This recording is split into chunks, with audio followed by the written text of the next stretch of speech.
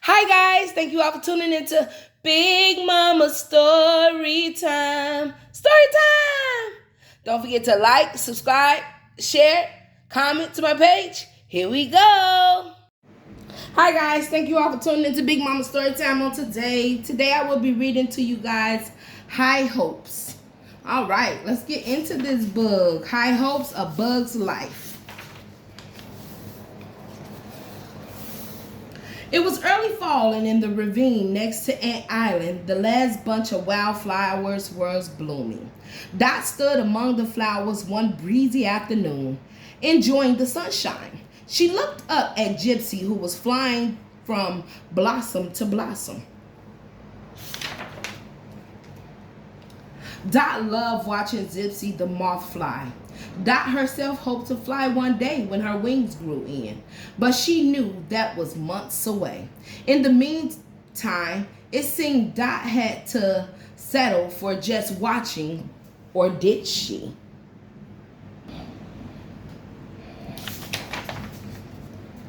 As Dot sat there, a bright red moth fluttered by in the breeze. When it landed, Dot saw that it wasn't a moth at all. It was a leaf that had fallen from a tree. She looked up and saw more leaves falling. In an instant, she had an idea. Excited, Dot made her way to the base of the tree. She climbed up the trunk and along a limb, stepping out onto one of the leaves. There she stood eagerly waiting for the leaf to fall. Instead, another leaf fell, and another. Dot scrambled from leaf to leaf, trying to guess which would fall next. Somehow she never picked the right one. Finally exhausted, Dot lay down to rest on one of the leaves. As she slept, the breeze turned into a strong wind, rocking the leaf and waking her up. "Yikes!" cried Dot. She held on, frightened as the leaf swayed harder and harder. Suddenly, the leaf broke off and went sailing through the air. Dot was no longer frightened. "Wow!" she cried. "I'm really flying!" Swooping down over Ant Island, she called to her friends, but they couldn't hear her. Then on the edge of the island, she saw Flick.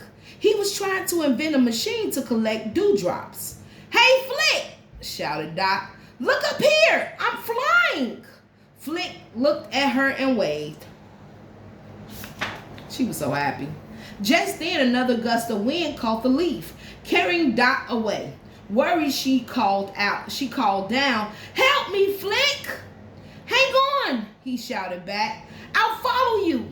Flick got out his leaf telescope and watched where the leaf took Dot.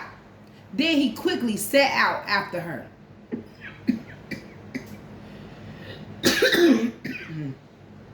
Ooh. Dot, meanwhile, had landed in the spider web. It was the web built by her new friend Rosie, who had arrived with the other circus bugs. Dot tried to wiggle free, but she realized she was stuck in the web. "I guess I'll just have to wait for Flick," she decided. "He'll be able to help." The sunlight faded. Soon a long-legged creature came out of the grass and began climbing toward her.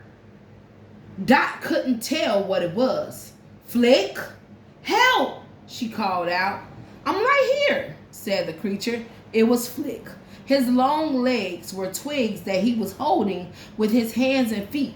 That way, he could climb the web without getting stuck himself. "Good job! Good thinking, Flick!" Flick helped Dot out of the web, and she thanked him for rescuing her. "Oh, it was hard, really," he said. "I just thought about the problem." Oh, it wasn't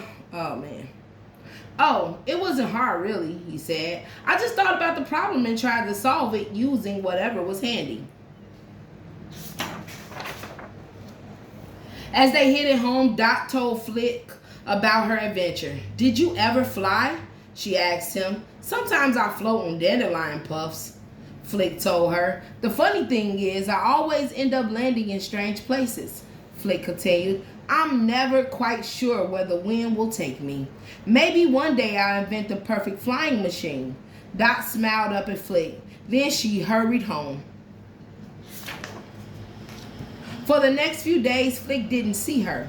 When Dot finally appeared, she ran up to him saying, "Hey Flick, come with me quick. I want to show you something." Dot led him up a tall tree to a knothole. In the knothole rested a leaf, weighted down by pebbles. Flick studied the leaf. "Well, that's awfully nice, Doc," he said. "But, what exactly is it?"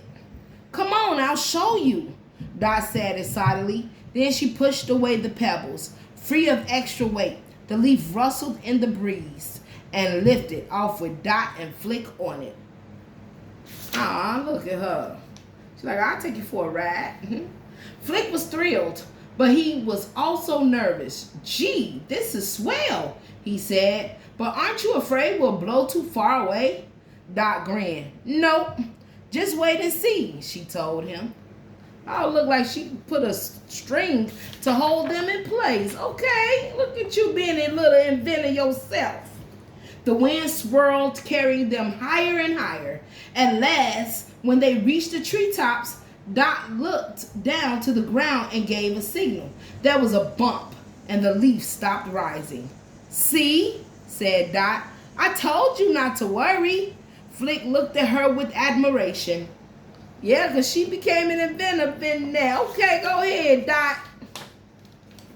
"How did you do that?" Flick asked. "Simple," Dot said proudly. "This isn't just any old leaf. It's my first invention."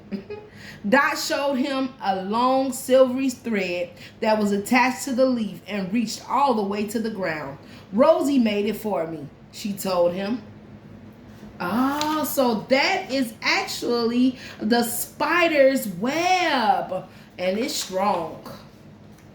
Flick looked over the edge. Sure enough, on the ground far below were Rosie and Dim. Dot explained. "Now I can fly like Gypsy, but I know that I won't blow too far away and get lost." Flick beamed. Dot's first invention was one that even he would be proud of. I'm proud of her too. She thought wisely on that. Okay, hopefully you can help,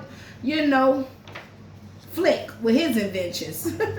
Flick asked Dot, "Do you think I can be an inventor like you when I grow up?" Flick smiled.